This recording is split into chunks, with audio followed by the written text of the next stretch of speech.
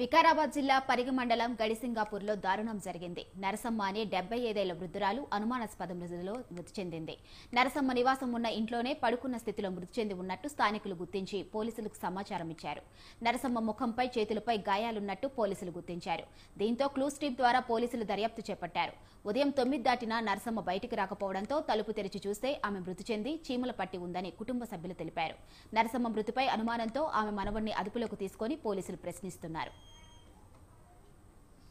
నా డైలీ నా తనకు వస్తుండే అన్నట్లు నేను బయటికి వెళ్ళినా రాలేదామె. నేను మూత్రం పోసి తలుపు కొట్టినా. తలుపు కొడితే ఆమె లేవలేదు. లేకపోతే నేను అందులో కొంచెం పొక్కున్నది. ఒకరికి చేతి జొరగొట్టి తాళంబూరి దొడ్డి ఒకటి లోపల ఉన్నది తీసి తలుపు తీసి లోపలికి పోయినా. లోపలికి పోతే పిలిచే వాళ్ళకి తెలియదు. ఒక మీకు దుప్పటి తీసినా. దుప్పటి తీయగానే ఆమె కళ్ళ మీద ఇట్లా జిమీలు ఉన్నాయి. మొత్తం ఏరే జిమీలు ఉంటే నేను బయటికి వెళ్ళి మా వదిన పిలిచిన. మా వదిన వెళ్ళగానే వచ్చేసిన అనమాట. వచ్చినాకనే చూసి మేము ఏడిస్తే అందరు ఫోన్లు ఇస్తే అందరూ వచ్చేసారు. ఆమె సొంత మా పెద్దమ్మ అవుతుంది. పింఛన్ వచ్చేస్తారు. మొన్న వచ్చింది తెచ్చుకున్నది. పింఛన్ తెచ్చుకున్నది.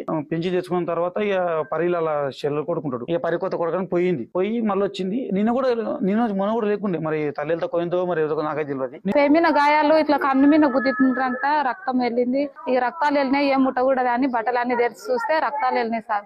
పేమిన గాయాలు ఉన్నాయి చేతికి. అక్కడ అందరు వచ్చి చూసినాకనే మేము చూసినాం సార్. లొల్లికి టైం లేదు సార్. ఆమె దగ్గర ఎవరు ఉంటారని మా మరి దగ్గర కూర్చొని సామాన్యుడి న్యూస్ ఛానల్